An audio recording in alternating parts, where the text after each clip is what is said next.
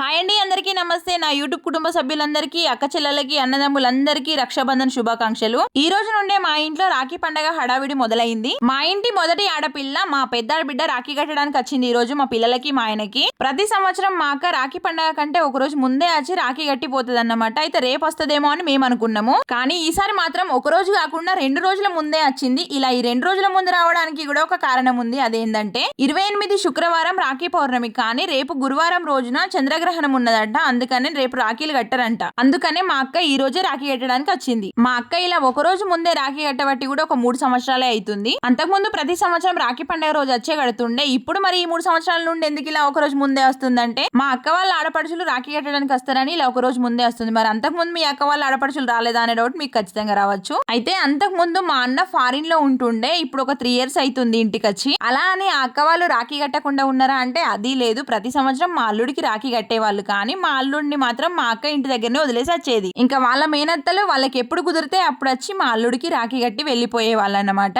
అసలు ఈ రాఖీ పండగ అంటేనే ఆడవాళ్ళకి ఆగమాగం హడావిడి ఉంటది. ఒక ఆడపిల్లగా పుట్టిన ప్రతి ఒక్కరు ఒక కోడలిగా, ఒక కూతురిగా ఆ రోజు తన బాధ్యతలను పూర్తిగా నిర్వర్తిస్తారు. అన్నదమ్ములకి రాఖీ కట్టాలనే ఆరాటంతో పుట్టింటికి పోతారు. ఆడబిడ్డలు అత్తారేమో అనే ఆరాటంతో మళ్ళీ అత్తగారింటికి వస్తారు. ఇలా ఆ రోజు ఆగమాగం తిరుగుతారు. అందరూ తిరగరు అనుకోండి, నాలాంటి కొంతమంది మాత్రం ఖచ్చితంగా తిరుగుతారు. కొంతమంది మహాతల్లులు ఆడబిడ్డలతోని పిల్లలకి రాఖీలు కూడా కట్టించారు. నాకు తెలిసిన కొంతమంది ఉన్నారు. ఇంకా వాళ్ళే పెద్ద నీతి సూత్రాలు చెప్తారు, నీతి మాటలు మాట్లాడతారు. ఒక సామెత ఉన్నది కదా, గురువింద విత్తనం తన కిందున్న చీకటిని తెలుసుకోదని. అలాంటి మహాతల్లులు మస్తు మంది ఉన్నారు. నేను ఎవరిని అంటున్నా అనేది వాళ్ళకి మాత్రం అర్థమైతది ఖచ్చితంగా. ఎందుకంటే వాళ్ళ నోటితో వాళ్ళే చెప్పిండ్రు మాకు. ఈ రోజు మా అక్క రాఖీ కట్టడానికి వస్తుందనే విషయం మాకు తెలియదు. మాకు చెప్పకుండానే వచ్చింది. మా అక్క, మా అల్లుడు ఇద్దరు వచ్చిండ్రు. మా కోడలమ్మ ఇంకా హాస్టల్ నుండి రాలేదట.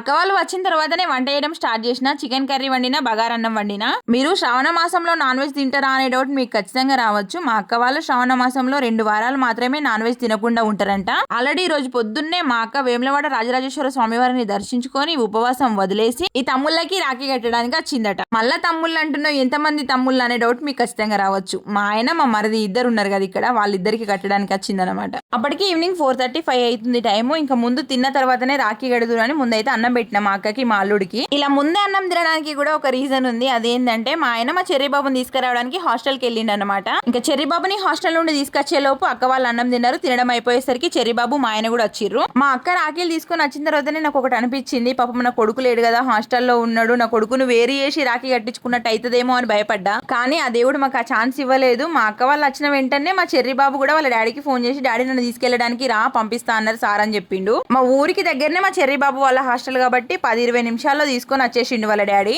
చెర్రీ బాబు వచ్చిన తర్వాతనే తమ్ముడికి, మేనల్లుళ్ళకి రాఖీ కట్టడం స్టార్ట్ చేసింది మా అక్క.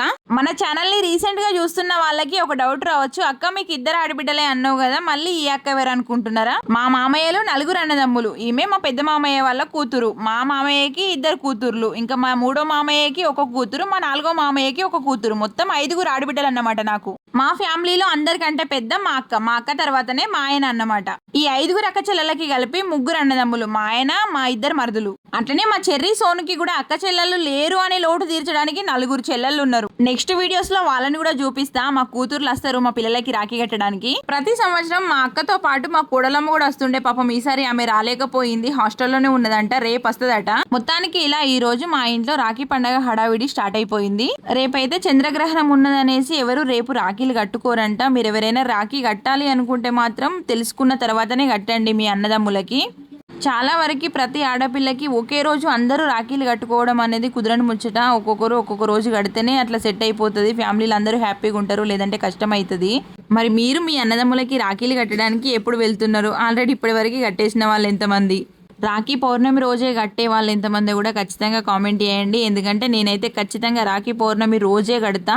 ఇగో మా పల్లెటూర్లలో ప్రతి రాఖీ పండుగ రోజు నాకు వినిపించే కొన్ని మాటలు చెప్తా. రాఖీ పౌర్ణమి రోజు పౌర్ణమి అవుతుంది, ఈరోజు రాఖీ కట్టదు, ఒకరోజు ముందే కట్టాలి అంటారు. కొంతమంది ఏమో రాఖీ పౌర్ణమి రోజు ఈరోజు గడియ మంచిగా లేదట, టైం మంచిగా లేదట, పొద్దంతా నైట్ కట్టాలి అంటారు. ఇక కొంతమంది ఏమో నైట్ మంచిగా లేదట, 7 దాటిన తర్వాత రాఖీ అసలే కట్టద్దట అని అంటారు. ఈ రాఖీ పౌర్ణమి అని ఎందుకు అంటారు? పౌర్ణమి రోజే రాఖీ ఎందుకు ఎందుకు కడతారనే విషయం వీళ్ళకి తెలుసో తెలియదో నాకైతే తెలియదు, కానీ రాఖీ పౌర్ణమి రోజు ఏ టైంకైనా రాఖీ కట్టుకోవచ్చు.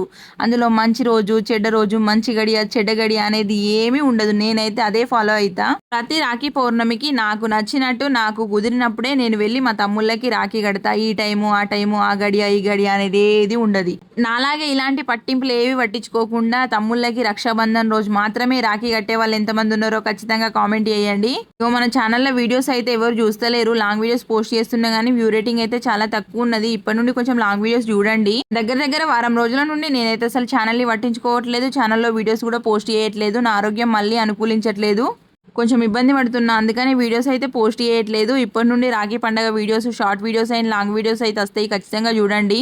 ఇంకా ఈ వీడియో మీకు ఎలా అనిపించిందో కామెంట్ చేయండి. వీడియో నచ్చితే లైక్ చేయండి. మన ఛానల్ని ఎవరైనా కొత్తగా చూస్తున్నట్లయితే ఛానల్ని సబ్స్క్రైబ్ చేసుకోండి. అట్లనే ఆ పక్కన బెల్ ఐకాన్ని క్లిక్ చేస్తే నేను ఎప్పుడు వీడియో పోస్ట్ చేసినా మీకు నోటిఫికేషన్ వస్తుంది. ఈ వీడియోని ఇంతవరకు చూసిన మీ అందరికీ థ్యాంక్ యూ సో మచ్ అండి. మీ బ్లెస్సింగ్స్ వల్లనే, మీ సపోర్ట్ వల్లనే నేను ముందుకు వెళ్ళగలుగుతున్నా.